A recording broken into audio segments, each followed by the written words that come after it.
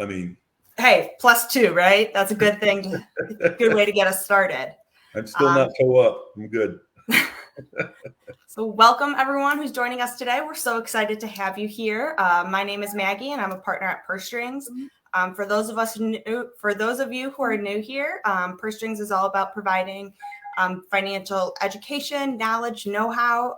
But then when you need a professional to sell your house, to help you with retirement, to get on a budget, if you're getting divorced or get a windfall, we have top tier financial professionals willing, ready, and able to serve you.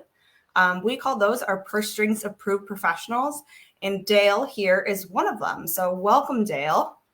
Hello. Before we get started, could you give a little intro of who you are and what you do?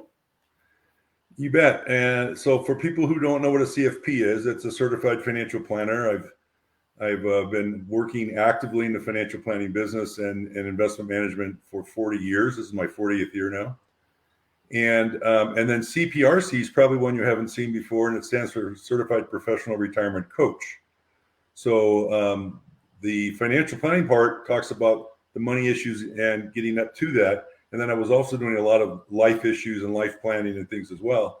So my own retirement coach said you should become certified as a retirement coach, which talks about the non-financial aspects of, for example, losing your network of people you deal with every day and trying to stave off some of the depression that happens, believe it or not, when people first retire.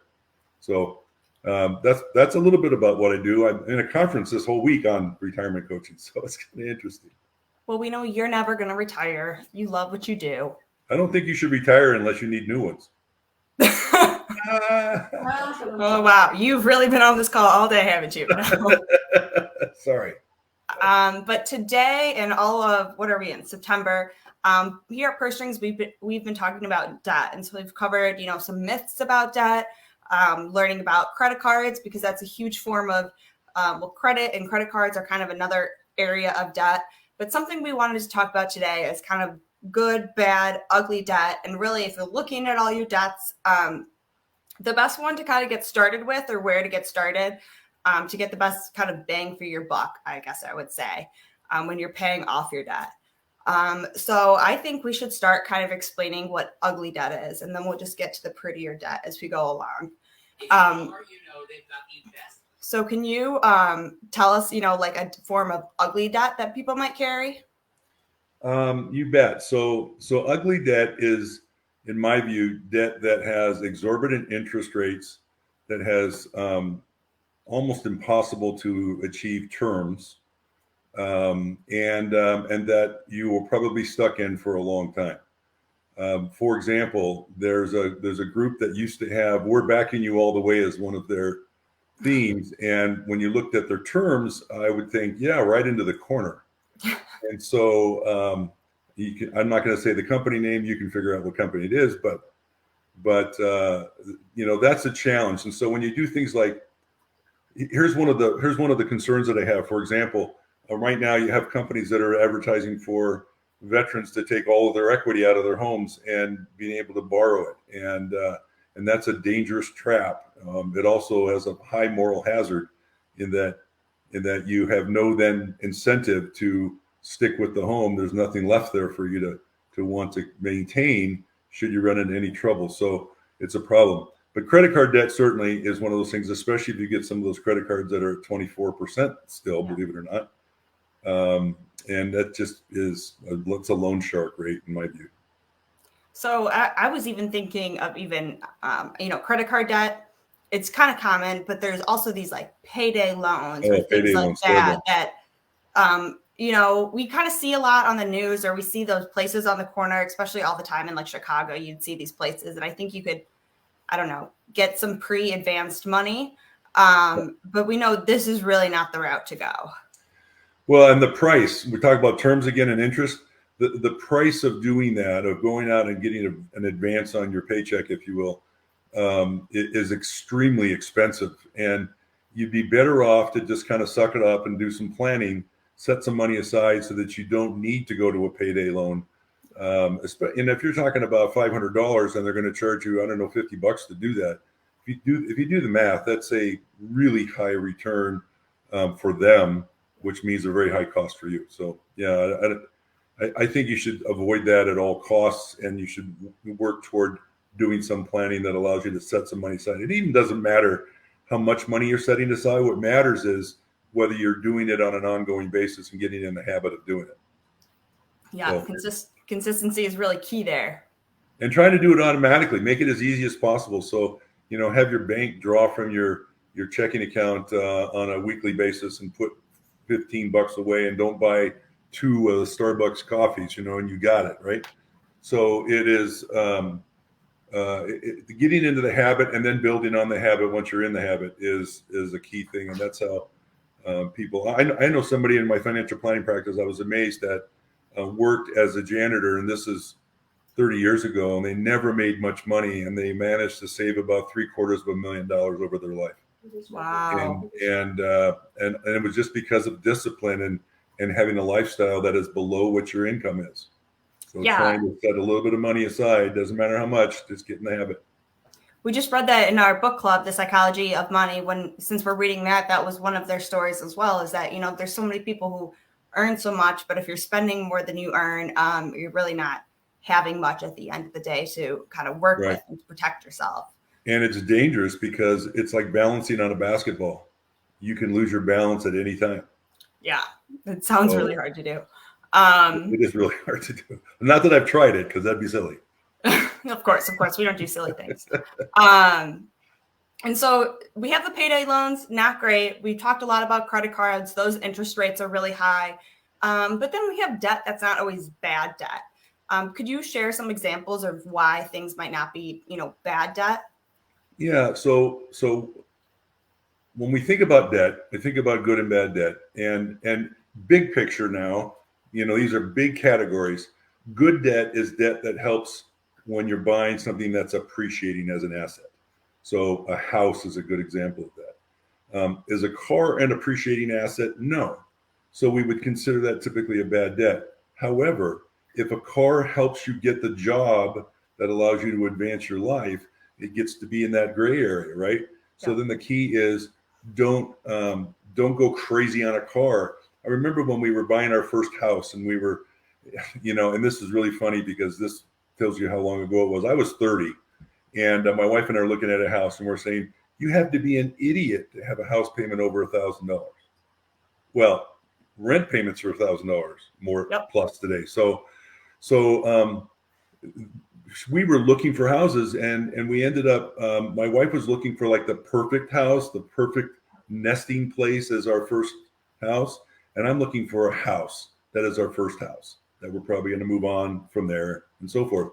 And so that's the same concept to think about when you're looking at the car. Don't get the dream car on your first car. Get a car that gets you to and from your job reliably. And then if you're going to have some debt to do that, you won't have to spend a ton of money. Although used cars are very expensive today, but still, work into it. Don't try to go right to the end of the gold ring. Right. Definitely. Yeah. And then, we have, sometimes people assess the debt, if it's good or bad, kind of looking at the interest rate.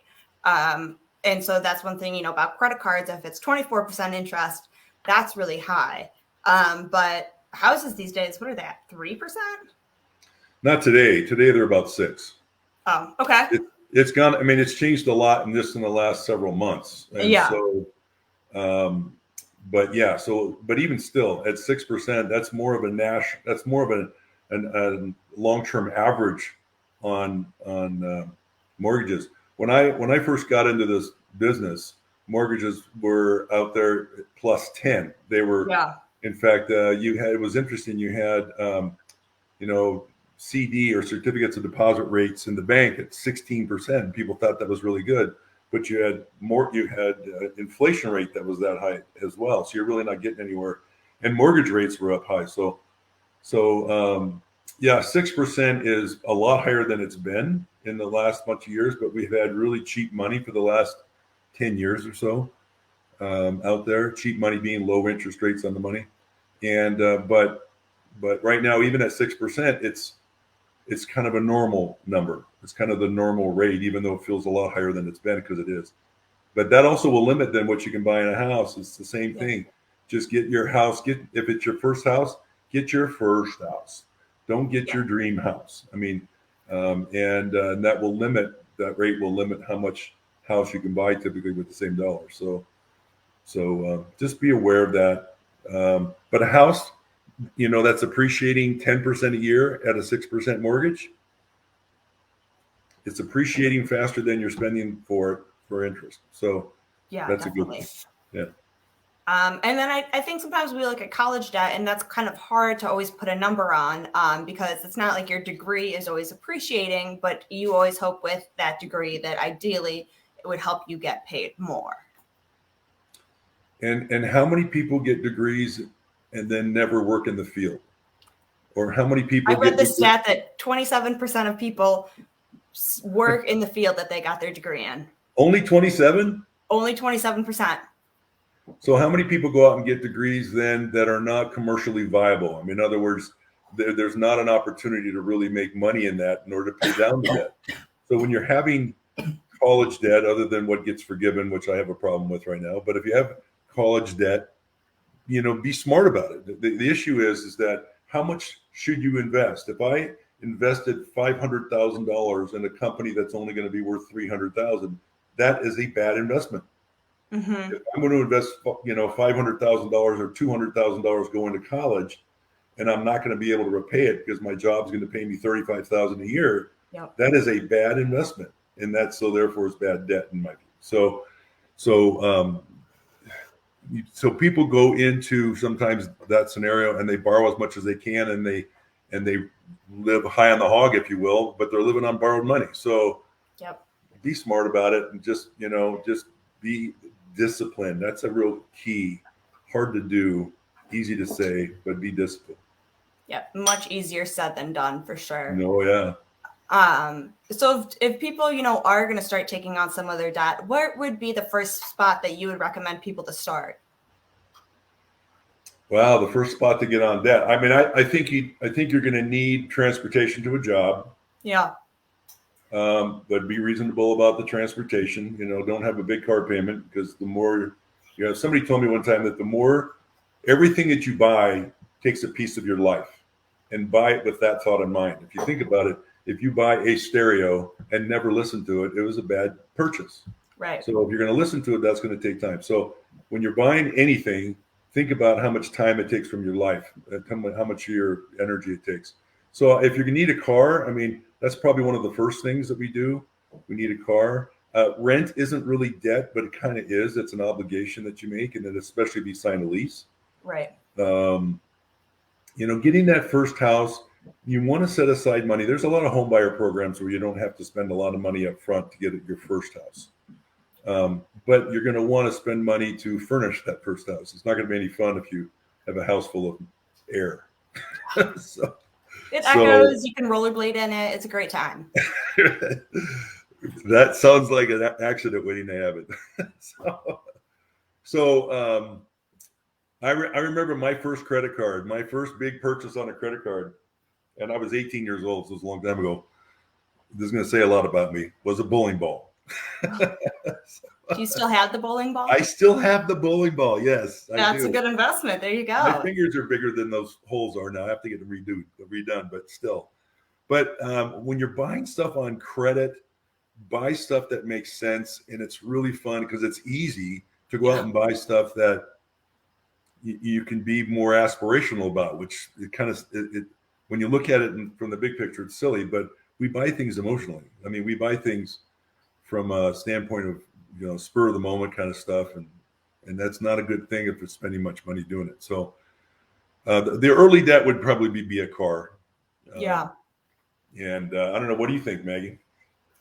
I mean, I always think, you do have to get those tools that are going to help you get to work or do work or whatever that is. I mean, I know one time it's like I had to go into some debt to buy, the grippy shoes to go be a server and the pants that you need to go and the gas to get there. But I knew it's the start to get some income, right. And things like that, especially when you're younger. But then, as you get older, you have to think about what's this really worth?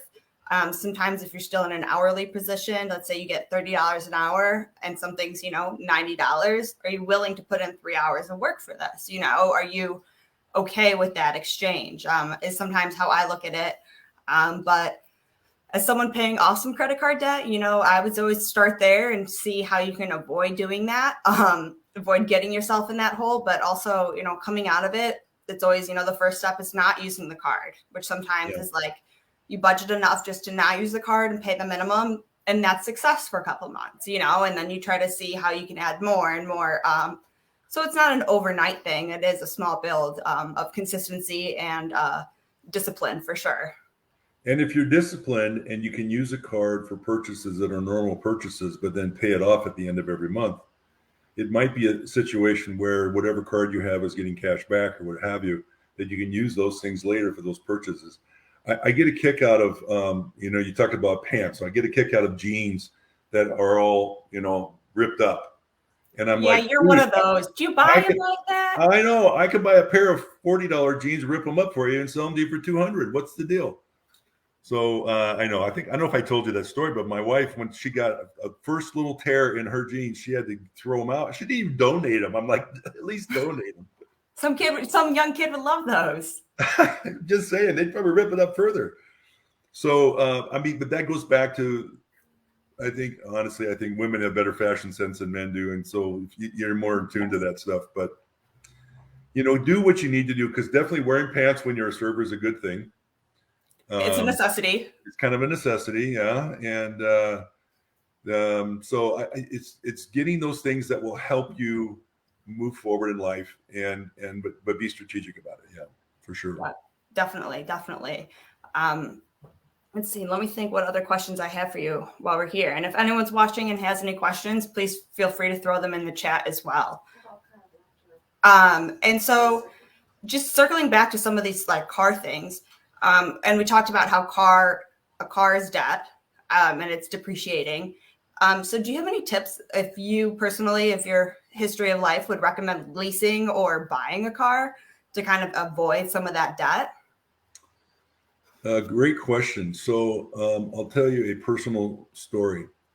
In business, it makes a lot of sense to lease, in my view, because you can write off the whole thing or most of it, and you get that kind of return. But the reality is, in a lease, you are renting it. If you think about the lease as a rental, not a purchase, at the end of the lease, you've got to either buy it out or you've got to turn it in. And if you've exceeded your miles, you got to pay a penalty. And there's one other little caveat. I had a car that had some damage to no fault of my own, and it needed to be repainted. And so I thought, well, let's have a little fun with the repaint. Instead of just black, let's make it with a little blue pearl in it. Yeah, they didn't love that. Look gorgeous. But here's the problem. If you decide to turn in at the end of the lease, you've got to go back and repaint it to the stock color. Yeah. So if you modify a leased car at all, you've got to return it to standard stock. And that could cost you a lot of money as well, or then you're just buying the car. Now, I had planned on buying it out at the end of the lease, and so that was okay. And the lease was because of tax reasons. I couldn't write off what I wanted to write off in the business if I bought it. So I had to lease it first. But I think as an individual, leasing is a mistake. The draw to leasing as an individual is low payments. Yep. And that's the way they're advertised all the time. Consistently new cars, I also feel, you can always be driving maybe the latest and greatest. Right. And you'll always have a payment as a result. Yep. And at some point you're going to want to not have a payment for your car. Now there's also the push-pull of warranty or not, because the warranty can be valuable for you so that you don't have any unexpected expenses, really. Right. But that goes back to then the kind of car. So should you buy a Kia and get a nice warranty that's 100,000-mile warranty? Or should you go out and buy that new, electric Mustang or something that's really sexy and cool and whatever? And the answer is, if you can't afford it, you should buy the Kia and get the transportation point A to point B. This is where guys are worse than women, I think. And that is that guys, a car is not transportation to guys. It's an identity. Yeah. So that's what we feel about our ripped jeans. What's that? That's how we feel about our ripped jeans. I know. And you can't buy a ripped car because that just doesn't make any sense. But it's the same kind of thing though, right? So we all have our stuff, but But yeah, so the leasing I don't think makes sense individually. There might be some circumstance where it does, but generally speaking, if you think renting makes more sense than buying, then leasing makes more sense than purchase, but generally not. Yeah. Those are all great points to kind of think about, and for people, who are business owners, to think about how there could be write-offs or tax benefits and things like that. So you can kind of think past, you and just having this car for yourself, but it can be kind of a bigger item as well. Let me give you another ugly debt, Yeah. and we see this. So you're in a situation, you've been with the company for a while, you've set aside money on your 401k, and you find yourself in a need for some money. Borrowing from your 401k is a mistake. It is a bad financial move. It's not as bad as pulling money out of your 401k with penalties, but it's almost as bad. So what happens with you borrowing from your 401k is there's an interest rate that's charged, and the interest rate seems low, but that interest rate is your investment in yourself then. So any money that it grows, and forget this year that's not doing really well in the market, but normal years, you're gonna forego the return on the market for that 2% interest or whatever it is that the 401k is charging you, which then turns around and gives it back to you. Yeah. So borrowing from your 401k is an ugly debt, even though it doesn't seem like it's expensive. It completely eliminates that money from any growth. Yeah, that's one that I think a lot of people do look at as kind of a fallback or a safety net, but it's really not, because there are huge tax things or charges, and then it's also, that's your future right there, which you also don't want to risk either. Yeah, and there's no real tax issues for borrowing, but for withdrawing, huge. Yeah. When you borrow out of your 401k, it's all been deductible, so you have to pay taxes on it, and there's a 10% penalty if you're pre-59 and a half. So Wow. if you are in a 25% bracket or 20% bracket, all of a sudden you could be looking at 30% of that goes away to Uncle Sam, and and then you've got to take more money out to do it, which puts you in a bigger bracket, which makes it's worse and worse and worse. So that's just such a bad move. And the bigger issue there is what you said a minute ago, and that is it takes away money from your future. Yeah, Um, definitely. the best way to do this is this. This is the way we talk about this with our clients. One is we set up a couple of in savings accounts. One is an emergency fund, and it is only used for emergencies. Not just an emergency is not because you want a new bowling ball. An emergency is an emergency. And the second one we use is we have another account. We set aside money for a savings to spend account. So, for example, you know that next year you want to put a down payment on a house. You need to set aside money on a regular basis to get to that point, or a smaller purchase even. You need to buy a washing machine. You think next year, and they're I don't know $1,000, $1,500, whatever they are these days. And so say it's $1,200, and so you want to put $100 a month into the saving to spend account, and you are not spending it on anything except that Yeah. washing machine. You know, and so now when you get to need the washing machine, you don't have to go out and buy it on credit, or better yet, you buy it on credit and you got the $1,200 to pay it off right when it comes due. You got it interest free, and you got the miles or the cash back or whatever else you get as well. Exactly. So that's the better technique, and that is start setting money aside on a regular basis from every paycheck, no matter what. Pay yourself first. Yeah. Well, of course, you paid your payroll taxes first, but pay yourself first after that. Hey, Sam, pay yourself. Take Uncle Sam, whoever your governor is, pay yourself first after you've paid them, of course, and then live on the rest, and then know you're okay. So, Yeah. it's a lot of people want to live for today, and that's great as long as you plan for the future as well first. Yeah. So, So it is a lot of, you have to know that money's there, but it's not spendable. But it's great to know that if an emergency happens, you are protected, which I know sometimes it's even emergency comes and people are then hard to justify that is the emergency. But like one time I saw on a post where somebody didn't want to spend their emergency fund to move out of an abusive relationship. I'm like, no, that's the emergency. That is the emergency. This is what it's here for. Like, please spend it. Please leave. It's not just like the emergency is, my bag broke and I need a new purse. Like that is the emergency. It's not always a fire, flood, hospital accident. So I think there's some times where we also need to give ourselves some grace for the emergency and know this is actually what we're planning for. And that's one of the things we find actually too, is that if you've been really disciplined about setting money aside, I think we started off with this, it's hard to spend it. Or maybe that was in the conference. Did we say that, or was that in the conference I was just in? I think it was in your conference, but it's a great point. So I can see that in retirement too, how people have saved, and then in the retirement, they're still trying to be save and stingy, where that's what they saved for. Yeah. And abusive relationships, holy cow. I mean, if I knew you, I'd give you the money to get out of that. So it is, that's just not right. But definitely set money aside, pre-plan, and it doesn't have to be a lot of money. Typically you want to have, if you've got a pretty solid job, maybe 3 months expenses set aside in an emergency fund. If your job is less secure, maybe you want more. Yeah. And it's expenses that we want to set aside, not necessarily your income. So it's a lower number, but and then the savings to spend, whatever your projects are. I mean, what's nice about that though is that you can actually name your accounts those things. Yeah. You can go to your bank and say, I'd like to rename and give my account a nickname and call it emergency fund, call it saving to spend, call it, new car fund, whatever it is. And it helps you remember then what you've got going on.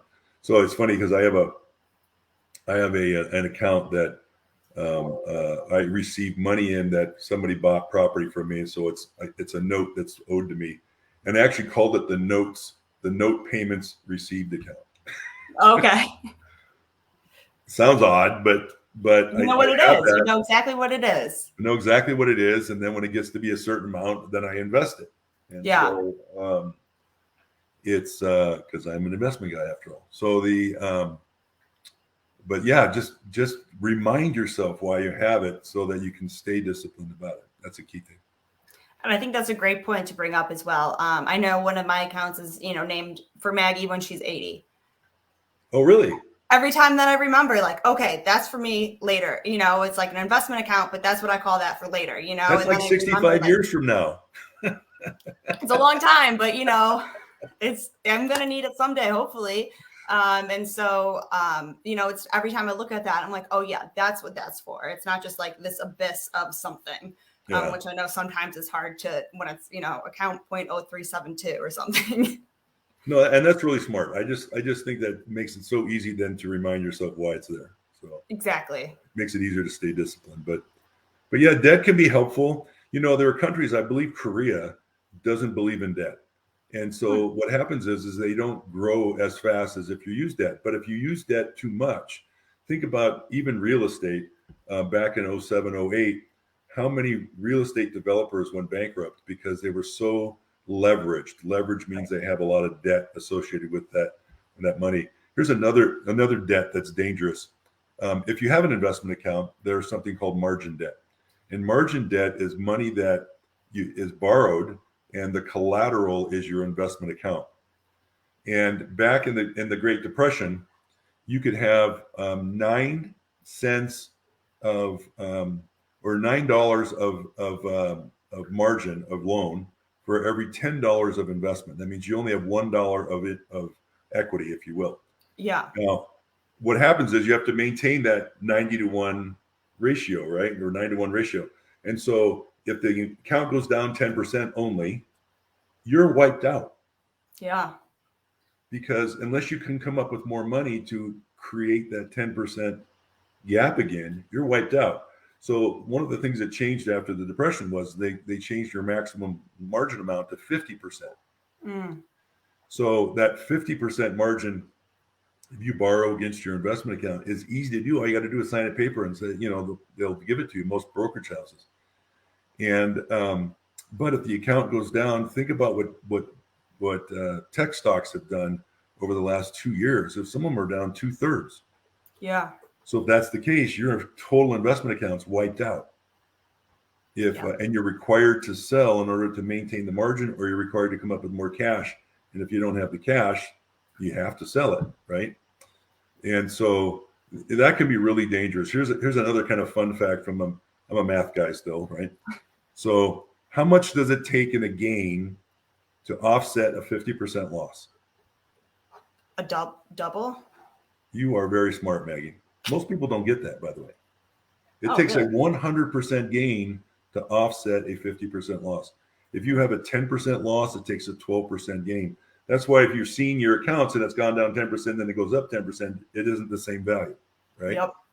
So that loss or that change, and there's volatility in the market all the time, will make a margin account just wipe you out. If it's too fast, it can happen.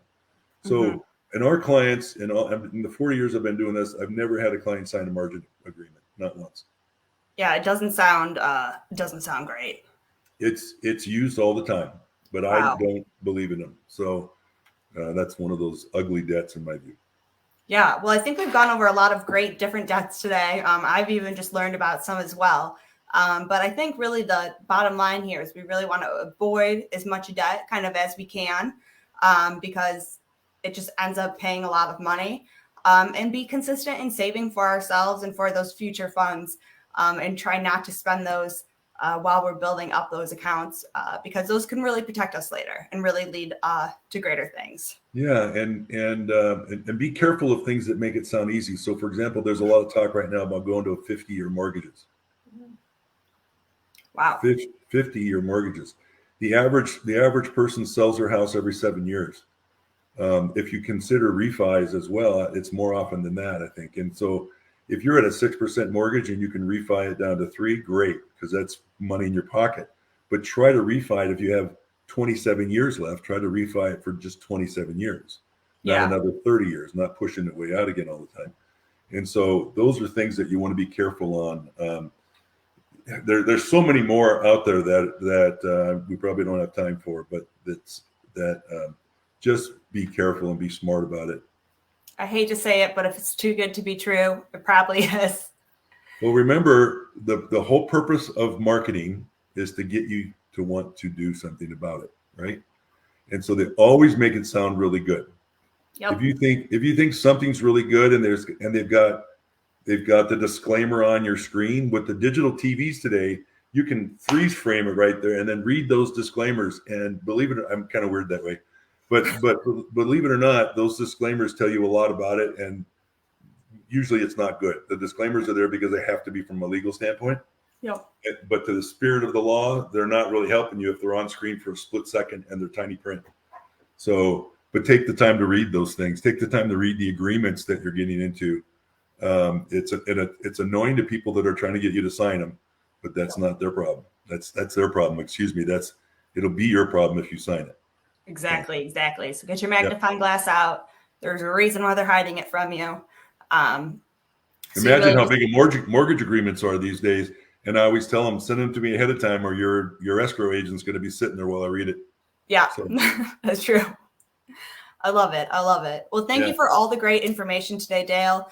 I think this will help a lot of people in whatever situation they're in, just to help be prepared and be proactive. If anyone has more questions, they can always reach out to Dale. His email's been going through the bottom down here. He's also one of our Purse Strings approved professionals, so you could reach out to him off our site, pursestrings.co. And we actually won't be here next week because Barb and I will be at a conference. And so we're just going to have to let you guys have Thursday lunch alone. Don't shed too many tears. But I appreciate you coming on today, Dale. And this has been a great month of learning about debt and how to really be proactive and do our best out there. So thank you. Nice seeing you, Maggie. I hope this was helpful. Yeah, thank you. We'll talk to everyone soon. Bye.